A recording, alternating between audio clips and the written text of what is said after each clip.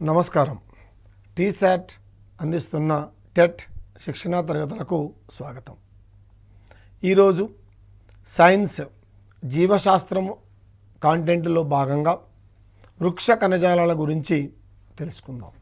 మనకు తెలుసు సైన్స్ సంబంధించి 30 మల్టిపుల్ చాయిస్ ప్రశ్నలు 30 మార్కులు ఉన్న సంగతి మనకందరికీ కూడా అవగాహన అయింది.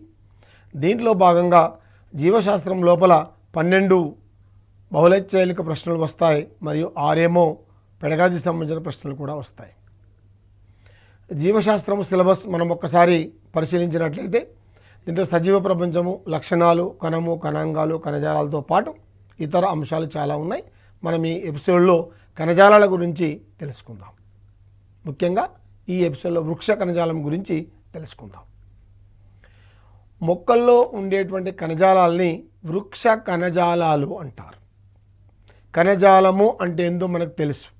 ఏంటి కణజాలము అంటే సాధారణంగా ఒకే రకమైనటువంటి ఆకారాన్ని కలిగి ఒకే రకమైనటువంటి విధిని నిర్వర్తించేటువంటి కణముల సమూహము కణజాలం.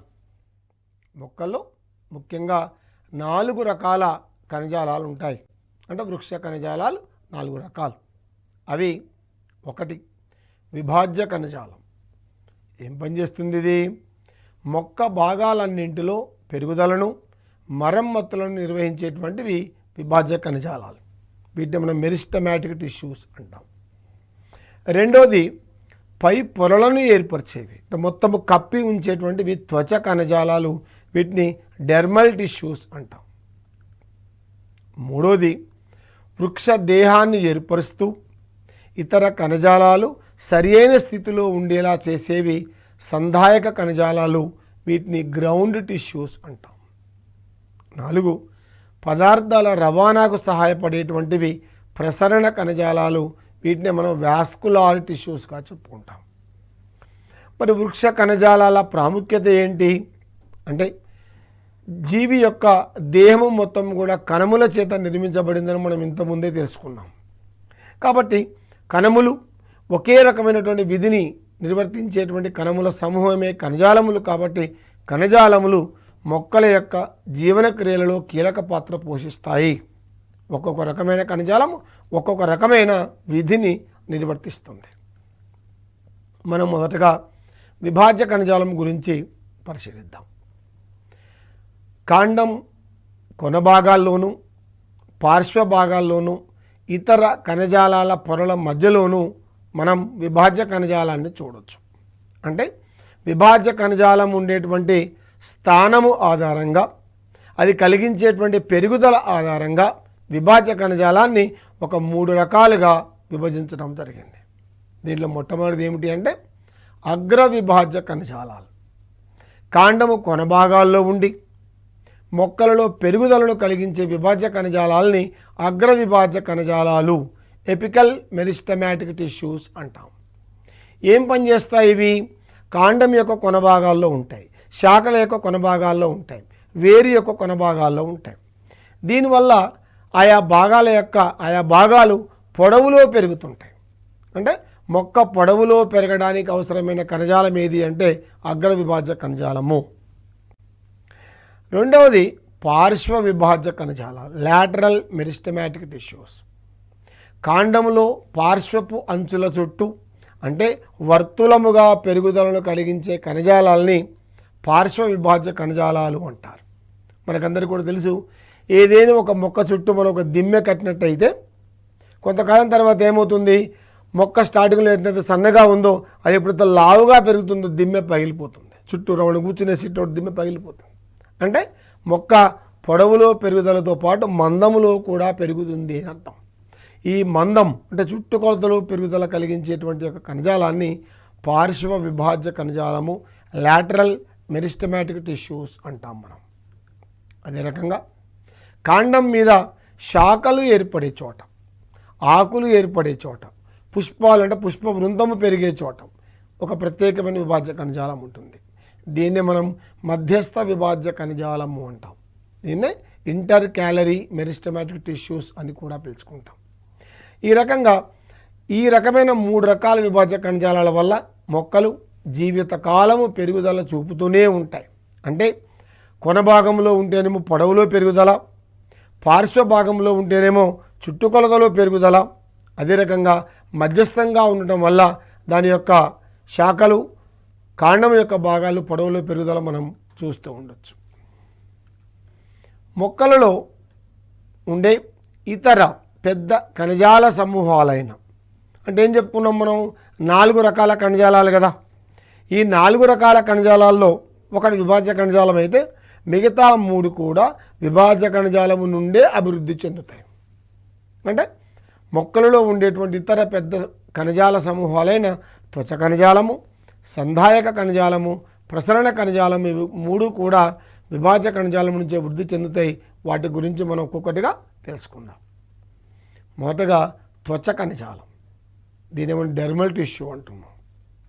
మొక్క దేహ ఉపరితలమంతా మనకు త్వచ కణజాలము కనిపిస్తుంది. సాధారణంగా త్వచ కణజాలము ఒక వరుస కణాలను కలిగి ఉండి కణాల విభిన్నత చూపెడుతుంది.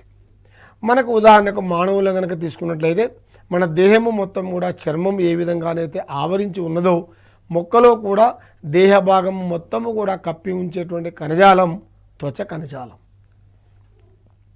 వాటి విధుల్ని బట్టి, స్థానాన్ని బట్టి ఈ కణజాలము 3 రకాలుగా విభజింపబడింది. ఏంటవి? ఒకటి బాహ్య చర్మము లేదా బహిత్వచము, అంటే వెలుపలి పొర. బాహ్య చర్మం అంటే వెలుపలి పొర, దీన్ని మనం ఎపిడర్మిస్ అన్నాం. ఇంకా రక్షక కణాలు, మనకందరికీ పత్ర రంధ్రము గురించి తెలియగానే దాంట్లో ఉండేటువంటి గాడ్ సెల్స్, రక్షక కణాల గురించి అందరికీ కూడా ఒక అవగాహన ఉంటుంది. రక్షక కణాలు. మూడవది ఈ యొక్క బాహ్య చర్మం నుంచి వచ్చేటువంటి బాహ్య చర్మ కేశాలు.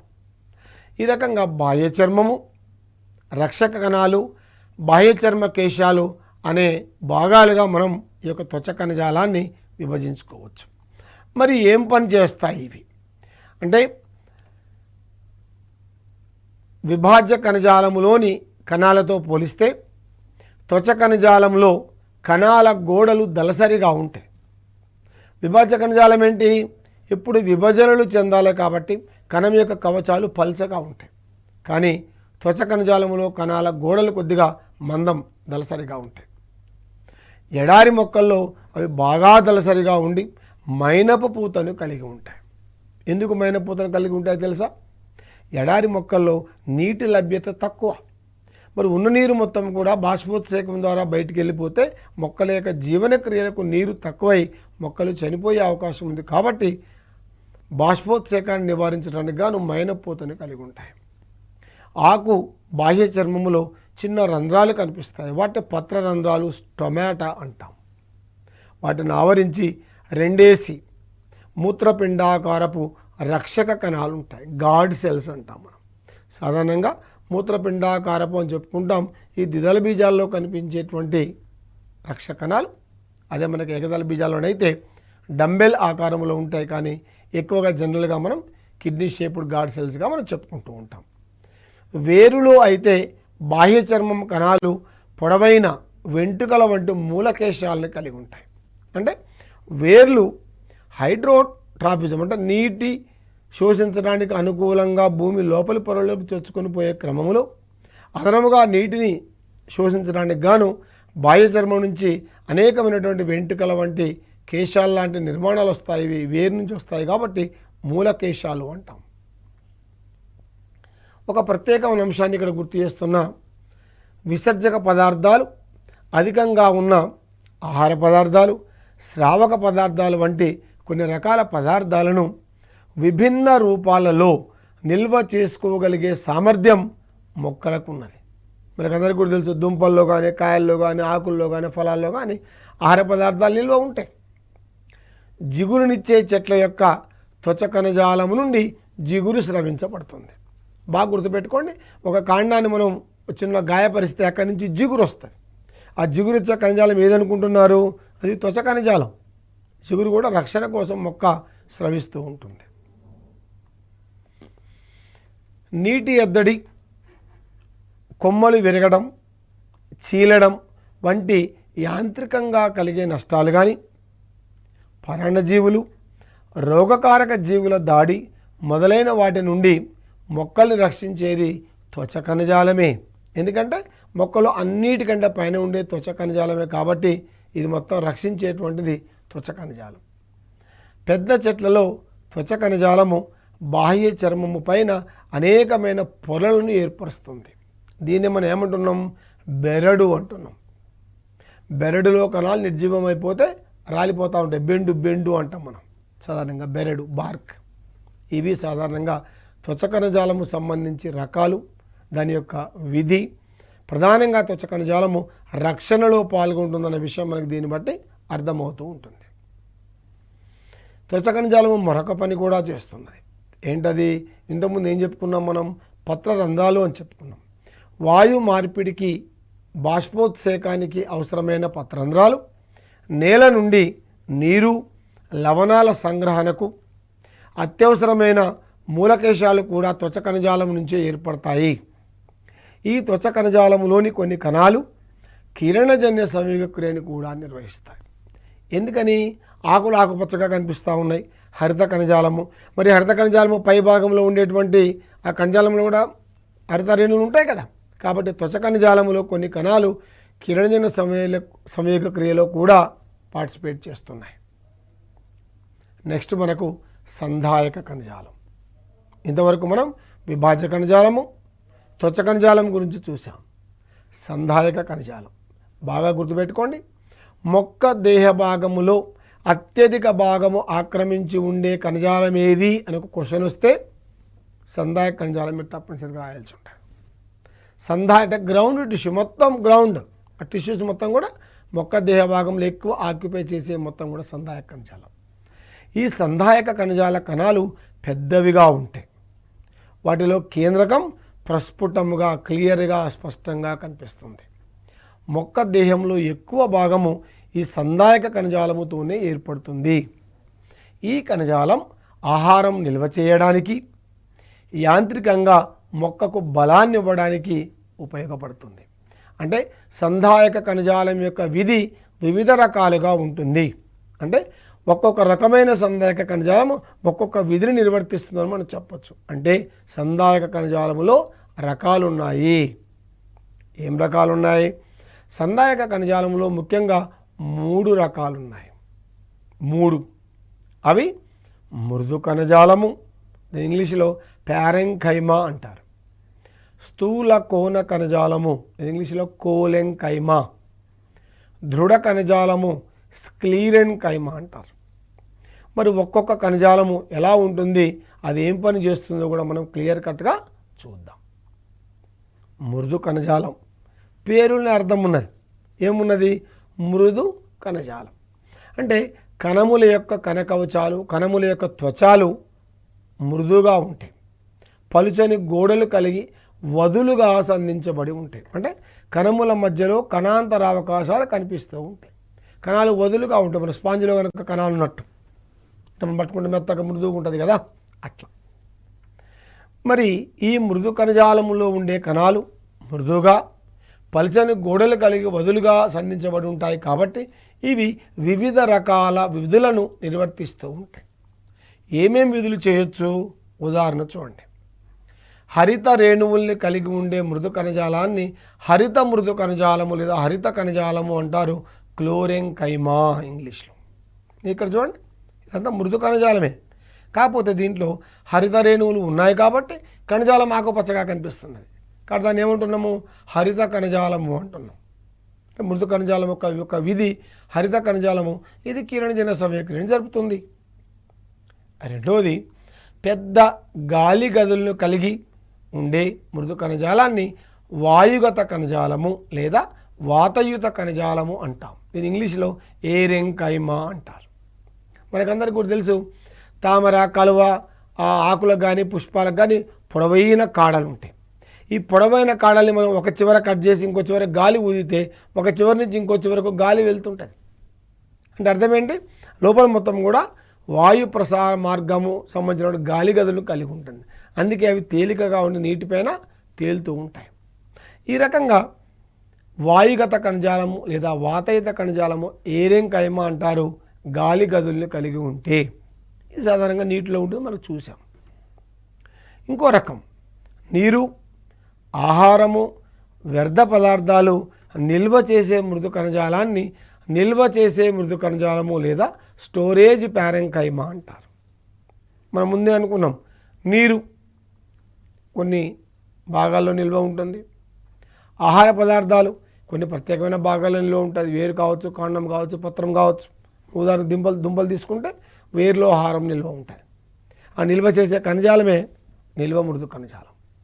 తర్వాత వ్యర్థ పదార్థాలు, మనం ఇంతకుముందు ఏం చెప్పుకున్నాం, మొక్కల్లో వ్యర్థ పదార్థాలు వేరు చేస్తాయి కానీ డిస్పోజ్ చేసే మెకానిజం లేదు కాబట్టి నిల్వ చేస్తాయి. ఆ నిల్వ చేసే కణజాలము నిల్వ మృదు కణజాలం. రెండోది సంధాయక కణజాలంలో రెండోది స్థూల కోణ కణజాలం. ఏంటి స్థూల కోణ కణజాలము? పేరులోని అర్థం ఉంది చూడండి. స్థూల కోణ కణములు వివిధ ఆకృతుల్లో ఉంటాయి. మృదు కణజాల కణాలతో పోల్చితే స్థూల కోణ కణజాలంలోని కణాలు దళసరి గోడలను కలిగి ఉంటాయి, కొంచెం పొడవుగా ఉంటాయి. ఇక్కడ జాగ్రత్తగా చూడండి, కొద్దిగా పొడవుగా కొద్దిగా మందమైన గోడల్ని కలిగి ఉన్నాయి కణాలు. స్థూల కోణ కణజాలము యాంత్రిక ఆధారాన్నిచ్చే సజీవ కణజాలము. గుర్తుపెట్టుకోండి, మృదు కణజాలము సజీవ కణజాలమే, స్థూల కోణ కణజాలము కూడా సజీవ కణజాలమే. మరి యాంత్రిక ఆధారం ఏంటి? స్థితిస్థాపకత, వంగే సాగే గుణం. మనం చింత చెట్టు కొమ్మను పట్టుకొని కిందికి లాగండి, కిందికి వంగుతుంది, మళ్ళీ వదిలిపెడితే పైకి వెళ్ళిపోతుంది. అంటే ఈ స్థితిస్థాపకత, వంగి సాగే గుణము ఉన్నటువంటి యాంత్రిక ఆధారాన్ని ఇచ్చే గుణము స్థూల కోణ కణజాలం వల్ల వస్తుంది. మూడోది దృఢ కణజాలం. కణముల యొక్క గోడలు చూడండి, మందమైన కణకవచాలు ఉన్నాయి. దృఢ కణజాలములోని కణాలు దళసరి గోడలు కలిగి ఉండి కణాల మధ్య ఖాళీలు లేకుండా దగ్గరగా అమరి ఉంటాయి. ఈ కణాలు చూడండి దగ్గర ప్యాక్డ్ అయిపోయి ఉన్నాయి. మరి దృఢ కణజాలం ఏం పనిచేస్తుంది? దృఢత్వాన్ని ఇస్తుంది. ఒక జాగ్రత్తగా అబ్జర్వ్ చేయండి. ఓ పెద్ద గాలిదుమ్ము వచ్చింది అనుకున్నాం. పెద్ద వృక్షాలు ఏం చేస్తాయి? ఇట్లా కిందికి వంగుతాయి, ద్విదళ బీజ మొక్కలు. మళ్ళీ గాలిదుమ్ము తగ్గిపోయినాక మళ్ళీ ఇట్లా నిటానికి వచ్చేస్తాయి. ఈ రకంగా పనిచేసేటువంటిది స్థూల కోణ కణజాలం, స్థితిస్థాపకత అనుకున్నాం కదా.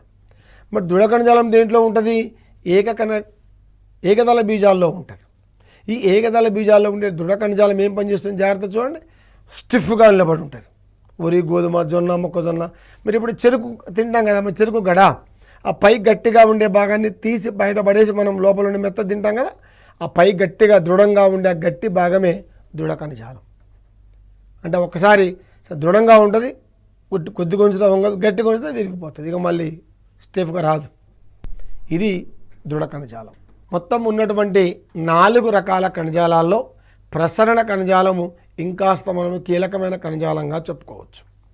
ఎందుకు కీలకమైన కణజాలం అంటే మిగతా కీలకమైన కంటే ఏ ఒక కణజాలము ఆ కణజాలానికే ప్రాముఖ్యత కలిగినటువంటిది. ఇదెందుకు కీలకమైనది అంటే వేర్లు నేల నుండి నీటిని సంగ్రహించి మొక్కలోని ఇతర భాగాలకు పంపిస్తాయి.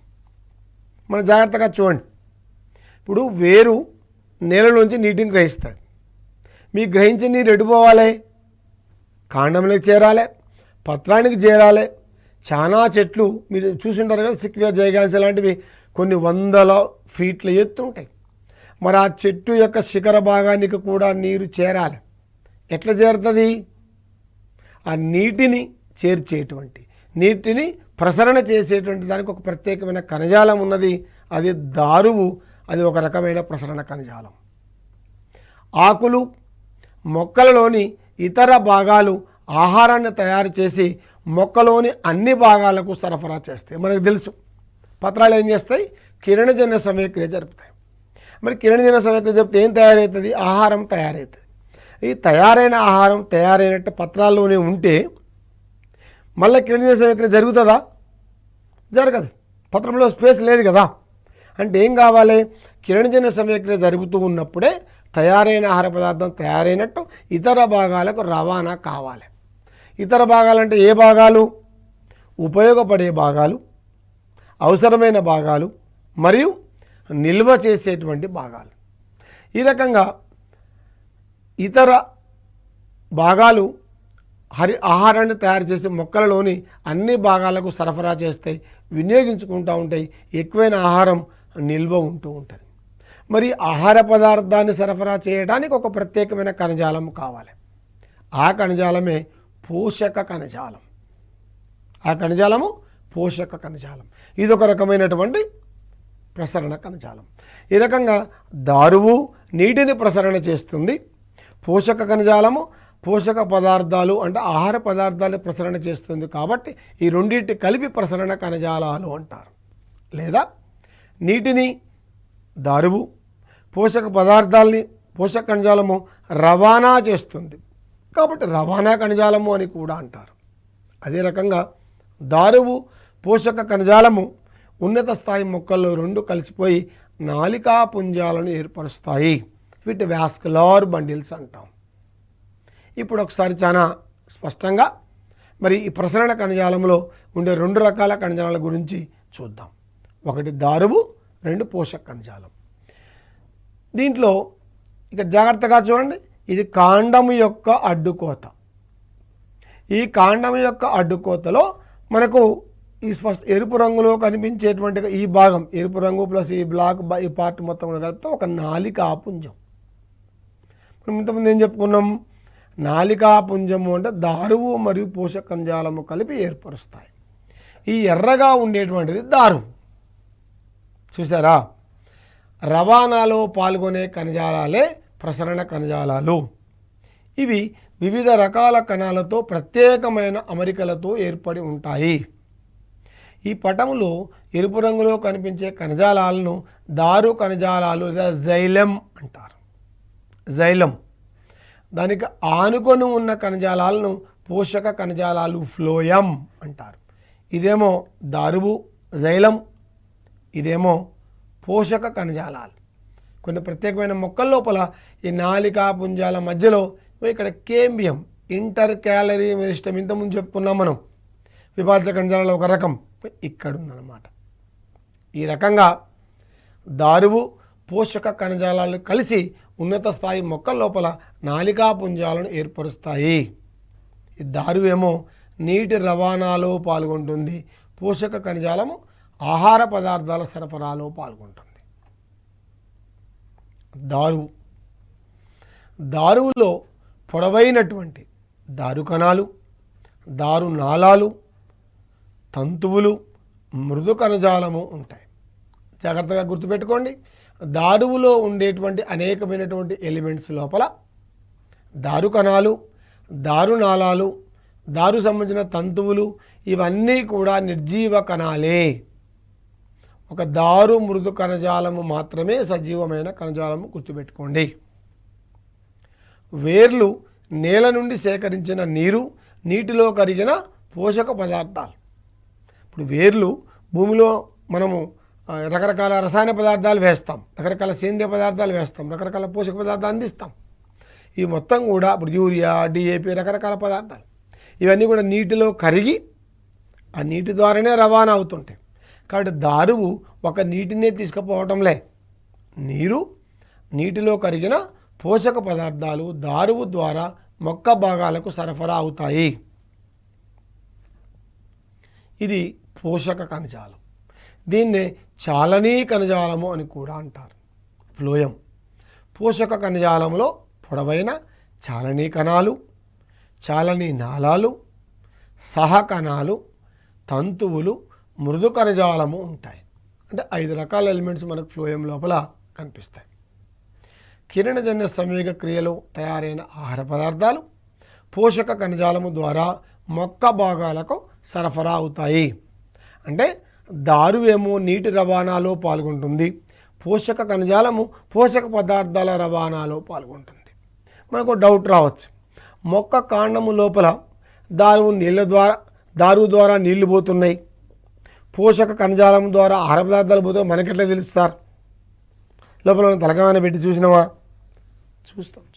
ఎట్లా? ఎఫిడ్స్ అనేటువంటి కీటకాలను ఉపయోగించి శాస్త్రవేత్తలు అనేకమైన ప్రయోగాలు చేశారు. ఎఫిడ్ తన యొక్క తొండము ప్రోబోసిస్ అంటారు.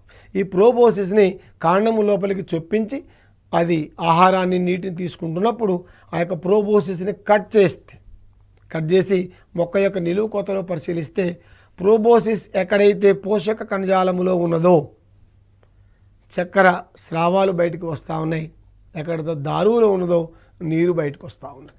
స్పష్టంగా మనం తెలుసుకోవచ్చు, దారువు ద్వారా నీటి రవాణా, పోషక కణజాలము ద్వారా ఆహార పదార్థాల రవాణా జరుగుతుందని ఎఫిడ్స్ ప్రయోగాలు ఉన్నాయి. రింగింగ్ ప్రయోగము, గరిడిలింగ్ ప్రయోగం ద్వారా మనం ఈ అంశాన్ని నిర్ధారించుకోవచ్చు. దారువు పోషక కణజాలము రెండూ కలిసి నాలికా పుంజాలు వాస్కులార్ బండిల్స్ని ఏర్పరుస్తాయి. ఈ ప్రసరణ కణజాలము యాంత్రిక ఆధారాన్ని ఇస్తుంది. ఒక భాగం జాగ్రత్తగా గుర్తుపెట్టుకోండి, ఏంటది? మనం ఎప్పుడైనా మొద్దుని చూసినాం కదా, మొద్దు దుంగ లాగ్స్ చెట్టు కొట్టినప్పుడు మధ్యలో చేవదేరిన భాగము అంటాం, నల్లగా కనిపిస్తుంది. ఆ భాగము ప్రసరణ కణజాలం, గుర్తుపెట్టుకోండి. అంటే ప్రసరణ కణజాలము కాండం యొక్క మధ్యలో ఉంటుంది, ఒక దృఢత్వాన్ని యాంత్రిక ఆధారాన్ని ఇస్తుంది, ప్రసరణకు ఉపయోగపడుతుంది. ఇది ప్రసరణ కణజాలము సంబంధించి. దీనికి సంబంధించినటువంటి ఈ ఎపిసోడ్ సంబంధించిన ముఖ్యాంశాలని మరొకసారి పరిశీలిద్దాం. ఒకే నిర్మాణము కలిగి ఒకే విధమైన విధులను నిర్వర్తించే కణాల సమూహమే కణజాలం. పెరుగుతున్న భాగాల్లో ఉండి విభజన చెందగలిగే కణజాలమే విభాజ్య కణజాలం. విభాజ్య కణజాలం 3 రకాలు: అగ్ర విభాజ్య కణజాలము, పార్శ్వ విభాజ్య కణజాలము, మధ్యస్థ విభాజ్య కణజాలాలు. త్వచ కణజాలాలు మొక్క దేహాన్ని కప్పి ఉంచడమే కాకుండా రక్షణ కల్పిస్తాయి. మొక్కలోని అన్ని భాగాల్లోనూ అధిక మొత్తంలో ఉండేటువంటిది సంధాయక కణజాలం. ఇది మొక్కకి ఆధారాన్ని ఇస్తుంది, ఆహారాన్ని నిల్వ ఉంచుతుంది. సంధాయక కణజాలము 3 రకాలు: మృదు కణజాలము, స్థూలకోణ కణజాలము, దృఢ కణజాలం. ప్రసరణ కణజాలము 4వది. ఇది రవాణా లేదా ప్రసరణను నిర్వర్తిస్తుంది. ప్రసరణ కణజాలము 2 రకాలు: దారువు, ఇది నీటి రవాణాలో పాల్గొంటుంది. పోషక కణజాలము, ఇది ఆహార పదార్థాల రవాణాలో పాల్గొంటుంది. ఈ ఎపిసోడ్లో మనం కణజాలము అంటే ఏంటి, మొక్కల లోపల ఎన్ని రకాల కణజాలాలు ఉన్నాయి, అవి చేసే పనులను గురించి మనం వివరంగా తెలుసుకున్నాం. మరొక ఎపిసోడ్ ద్వారా మరొక అంశంతో మళ్ళీ కలుసుకుందాం. నమస్కారం.